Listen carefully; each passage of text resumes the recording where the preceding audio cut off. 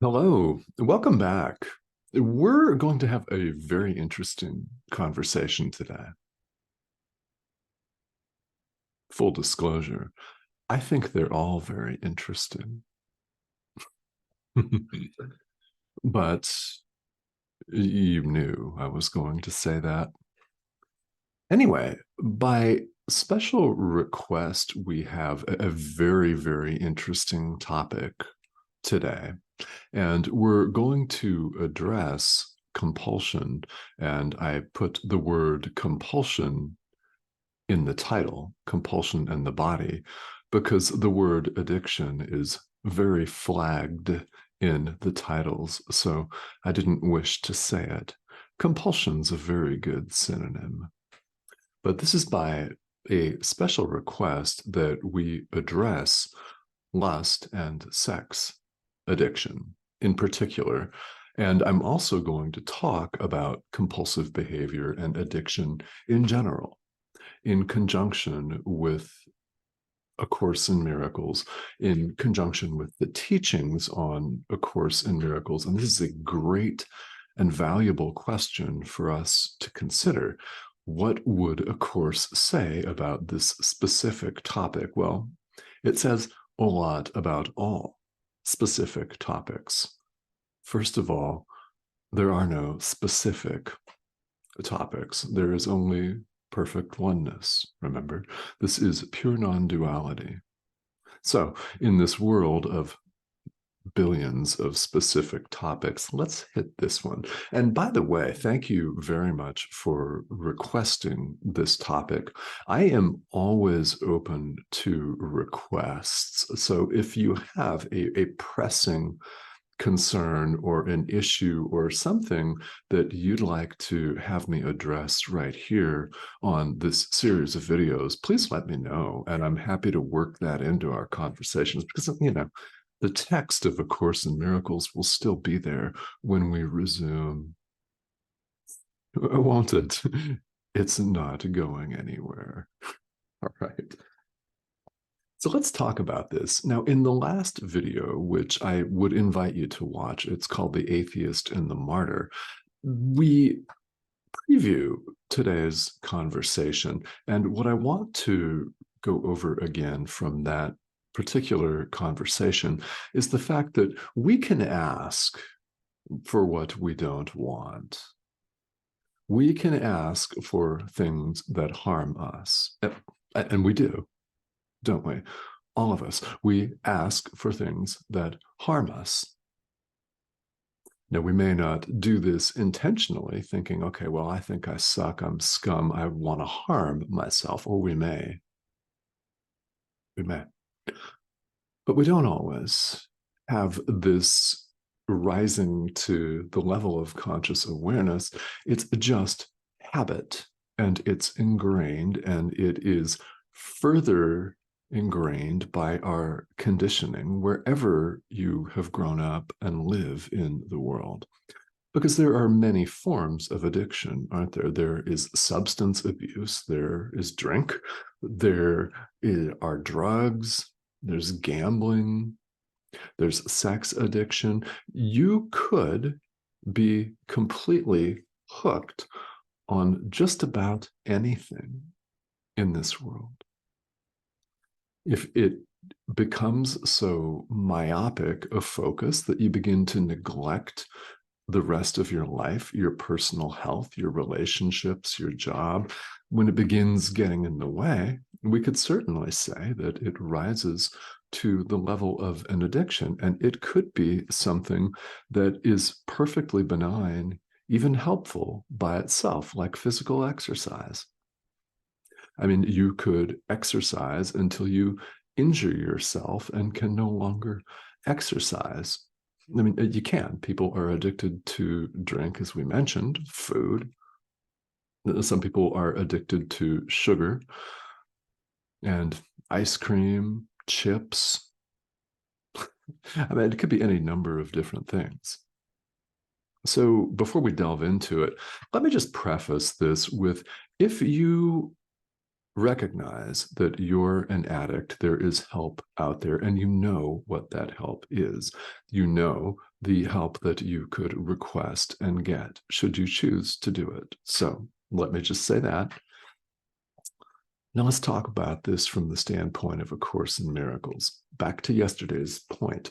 We all want the peace of God.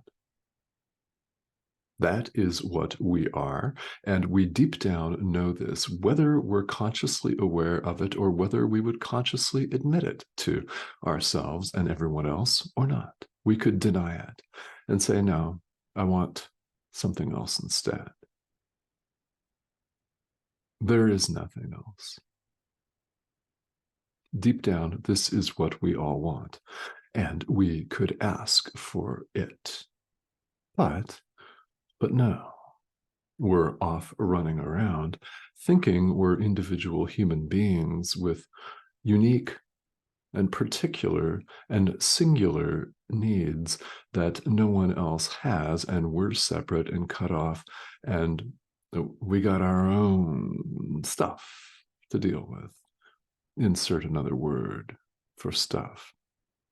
Begins with an S. You got all that to deal with. We think we're separate and alone. And we want, deep down, the peace of God, but we ask for something else. We ask for suffering. We ask for isolation, abandonment. We can ask for that, and we do. We can ask also to be punished. We can ask for retribution and retributive behavior, vengeance. And we can ask for that. We can ask for what we don't want. And what is addiction but asking for what we don't want? More. Yeah. The gist of all of this is we can ask for what we don't want, but we're not going to get it. The Holy Spirit can't give us what we don't want because it does not exist. It isn't real. It was not created by God as the extension of Himself, which you are. Therefore, our inner teacher can't give you punishment, retribution, blame, isolation, solitary confinement. We could attempt to heap all this on ourselves, and unfortunately, that's what we do. And that's what we do to ourselves here in the world. So here you are looking for a way out because you've heard the call of our inner teacher and you've answered it, which is why you're here. So there are many forms of addiction. Well, let's hone in on the topic of lust and sex. And let's do that, shall we? Okay, so here we are in the 21st century with unprecedented technological advances. In other words, we've all got our little handheld computers with us at all times. Hey, look, that's my screenshot. My home screen's a saguaro cactus from Arizona. We've all got these onboard computers with us at all times, which means we have unprecedented access to material, explicit material that we're bombarded with in our societies. Wherever you happen to live in the world doesn't make any difference. Sex sells, and it draws people in. It hooks us with its promiscuous advertising or whatever it is that you want to call it. We are bombarded with messages of sexual activity all of the time, sexual attractiveness. We're sent all kinds of not so subtle messages that in order to be cool, we need to look a certain way and we need to dress a certain way. We need to engage in particular behaviors, or else we're not respectable people and we should feel really badly about ourselves.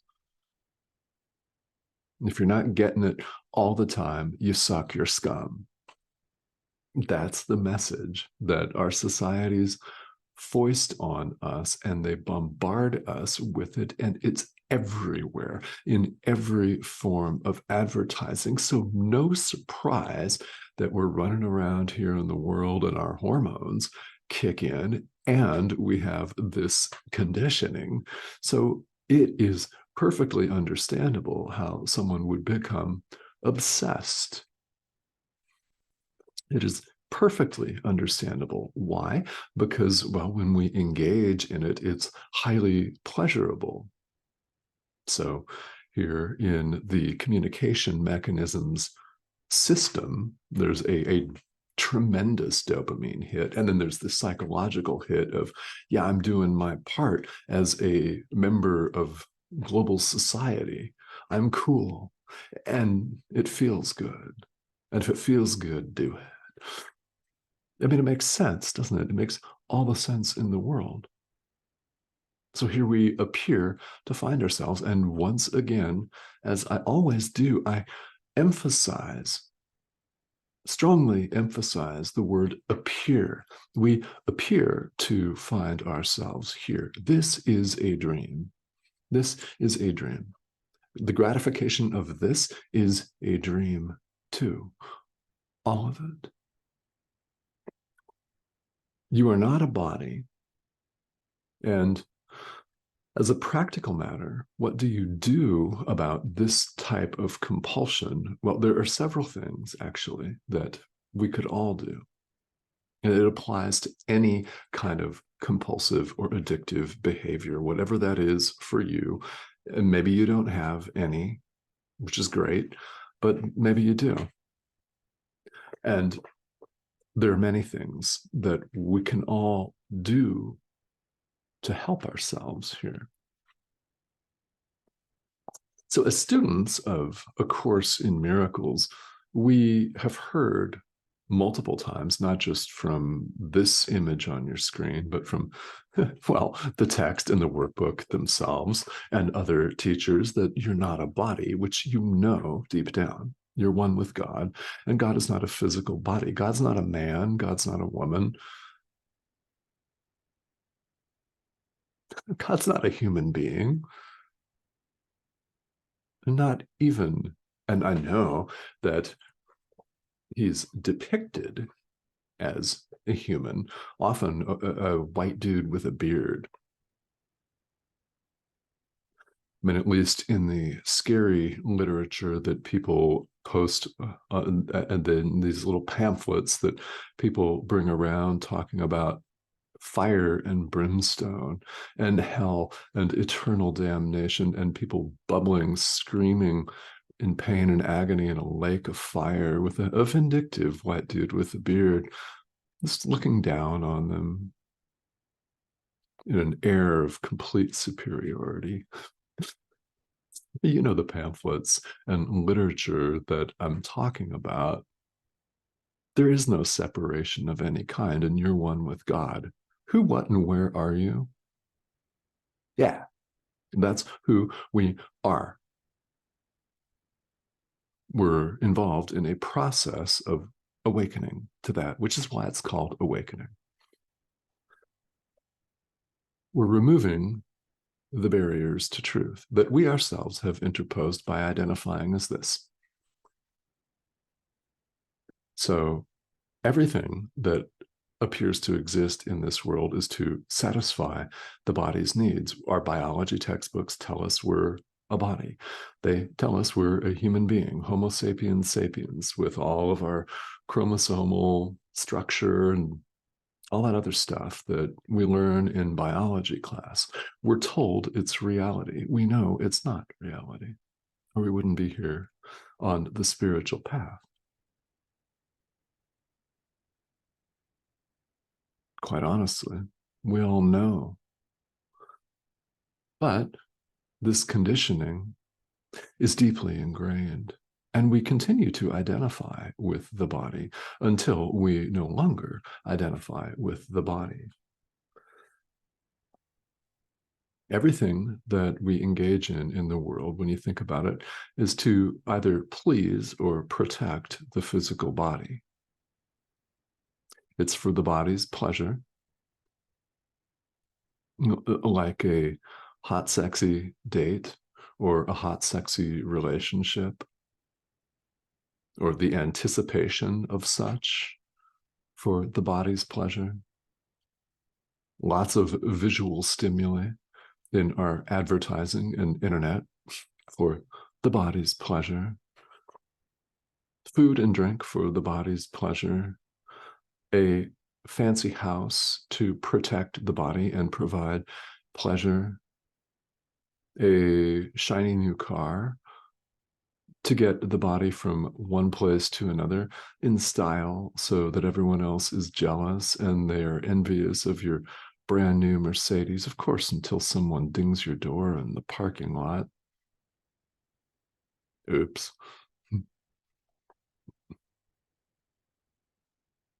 Everything that appears to exist is for the body's protection or pleasure. We identify as the body, yet we know that we're actually not. The body identification is the source of all of these compulsions and cravings, including the craving for sex. Now, this can take, of course, many forms. People engage in one relationship, one sexual relationship after another, or they could take a look at adult content online or in magazines or videos or however that is, or a combination of all of the above. So again, if you find yourself in this situation, you know that there are resources available to you, including your inner teacher. Since we're talking about A Course in Miracles, body identification is an error. When we accept what we call atonement for ourselves, we accept the correction of our inner teacher. We accept the Holy Spirit's correction of our error of identification with this 80% water substance as us.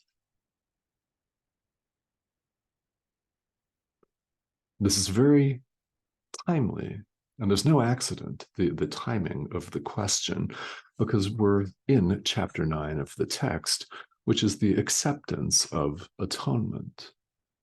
In fact, section 1, which we've been going through, is called the acceptance of reality.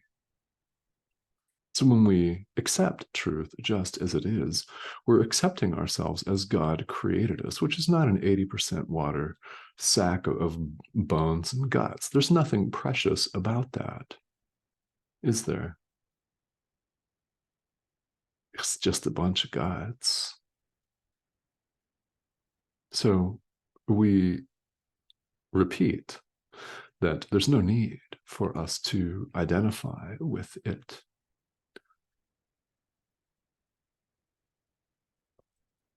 We all mistakenly believe that the body is an end in itself. Our mind stops with that here in the world. That's why we clothe ourselves. That's why we have houses and food and drink and sexual relationships and all kinds of things. Because we believe, and completely erroneously, that the body is an end. We don't go beyond that, and that's a problem that we recognize.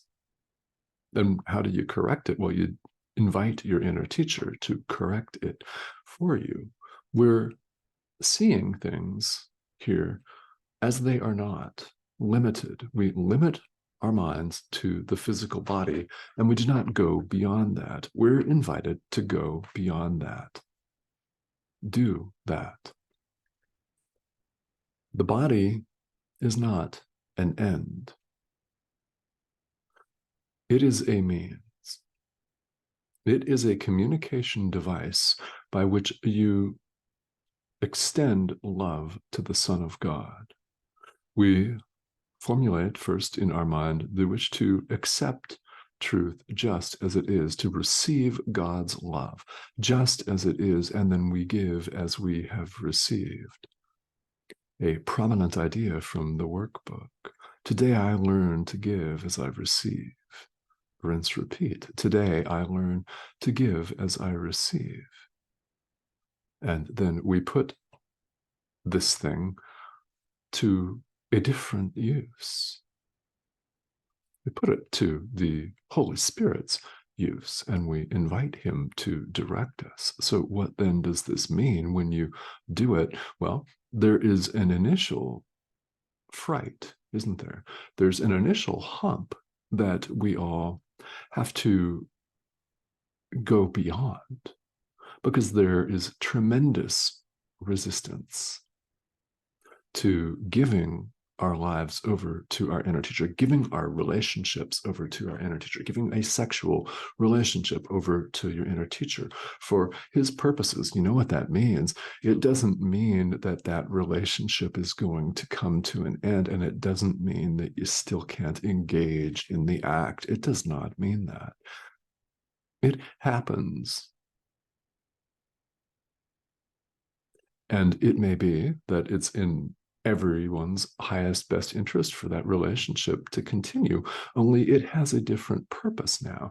The end is not physical gratification and then a nice nap because you're exhausted at the end. It is sharing the Holy Spirit with the Son of God, extending love and forgiveness to the Son of God. Your relationship has become a holy relationship. Yeah, you can still have all the pleasurable stuff, but the purpose is different. The end is not the pleasurable body stuff. The end is the peace of God, to which you dedicate your efforts, and you get the tremendous help of our inner teacher, who knows all ends. Of ourselves, we don't know all ends. We don't know anything. Really.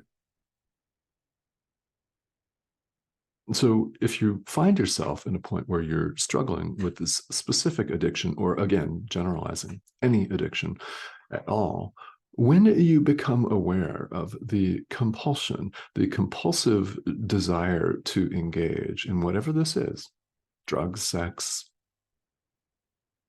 anything that's excessive, gambling, another ice cream sundae, whatever it is, when you notice any discomfort, that is an opportunity for forgiveness. This applies to all of life here in the world.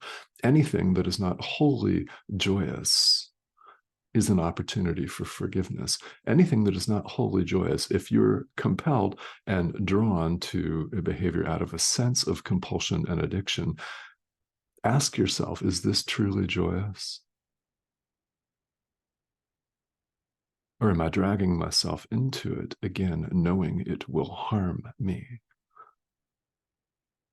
Ask yourself that. And when you answer that, yeah, you're dragging yourself into it, it becomes an opportunity for forgiveness. So here's what you could choose to do.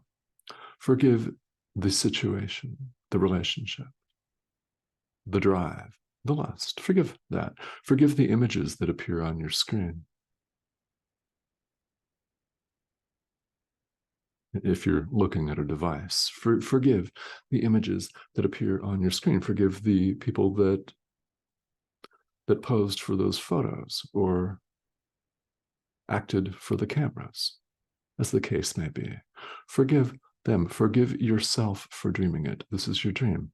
It's our dream. We're dreaming this. So forgive yourself for dreaming it. Forgive it all and give it over. Release all of this to your inner teacher. Rinse, repeat the next time you do it, next time you feel compelled. So no one is saying don't continue to engage in healthy activity, because there's nothing wrong with it in and of itself. It's simply a mistake to think that it is the end all be all. It is not an end. The body is not an end. It is a means by which we extend love to the Son of God. That is exactly what's happening right now. This appears to be a body. It's communicating the message of the Holy Spirit to you right now. That's what it does every time.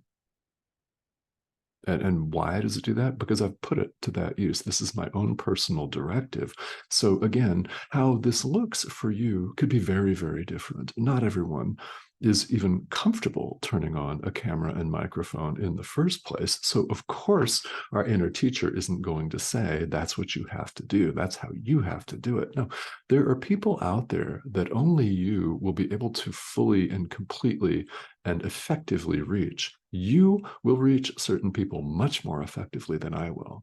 That's why you're here, to reach them.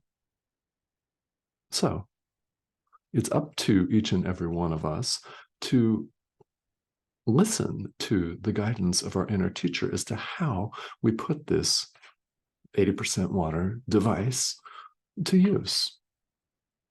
And honestly, you could still be in a red hot, sexy relationship at the same time that you don't believe that the body is real and you're using it as the Holy Spirit's tool to spread love. And if you really do that, I think you might find a health and vitality and an energy that you may not have imagined. From personal experience, you may find that, just that. Yeah.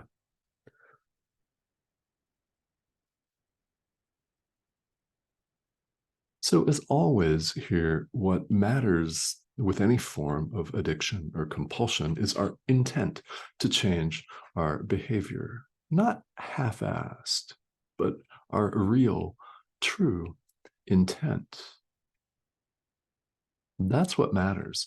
And so, as we wind down here, it's super, super interesting, isn't it, how all of our stuff comes up on the path, all of it, from things that may seem really, really minuscule to big issues.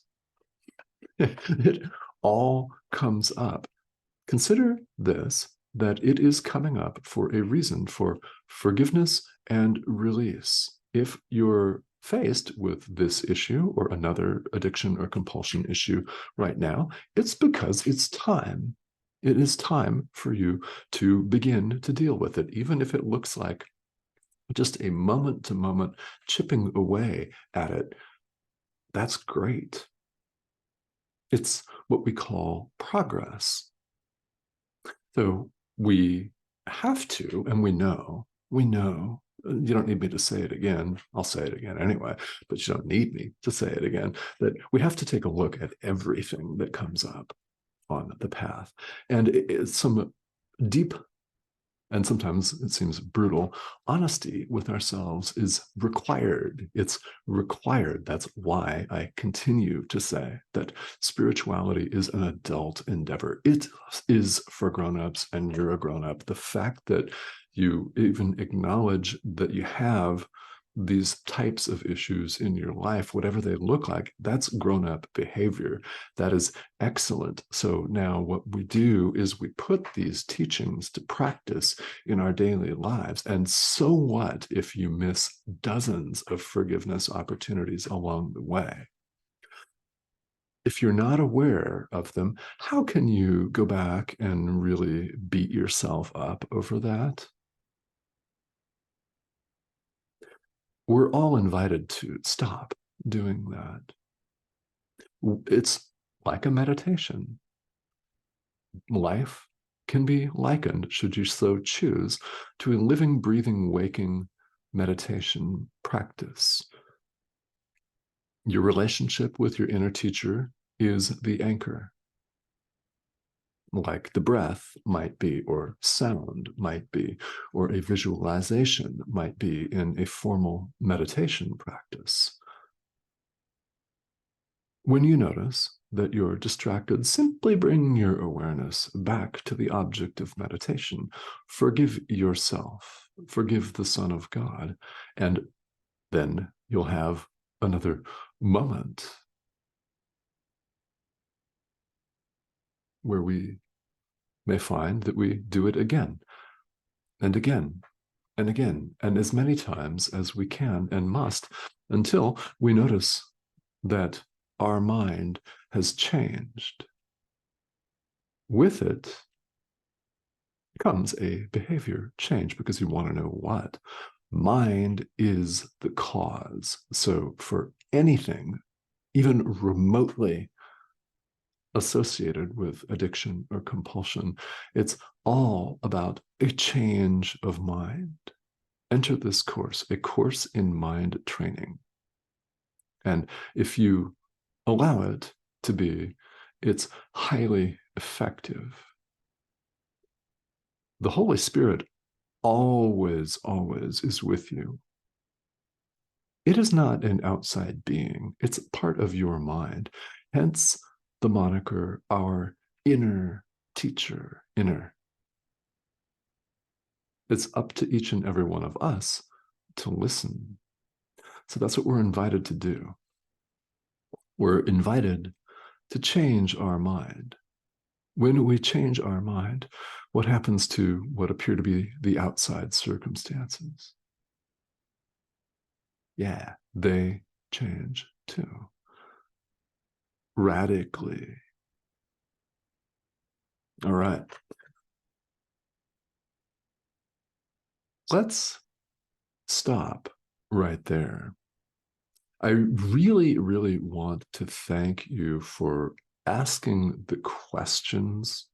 This is very important. And you know what? I want to acknowledge right now that it takes courage to ask a question such as this in a public forum. And I guarantee you that you're not the only one that has this question, because these are things that we all deal with.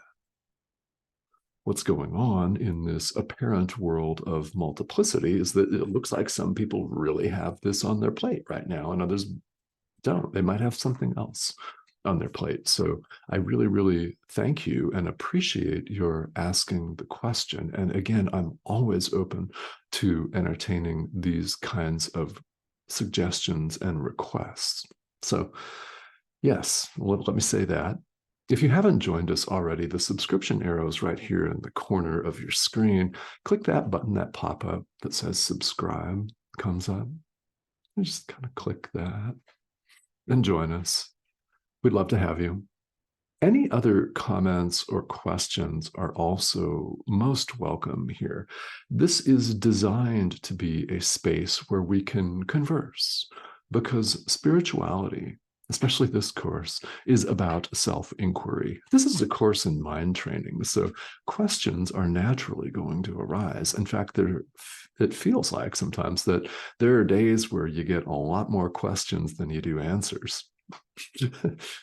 Very common, isn't it? So to the extent that you'd like to ask a question here, please do, and we will address it. All right. So thank you so much for tuning in. And thanks again for the suggested topic of conversation. If there's more that we can say about it, let's certainly do that. And I will see you all again very soon. Thank you so much.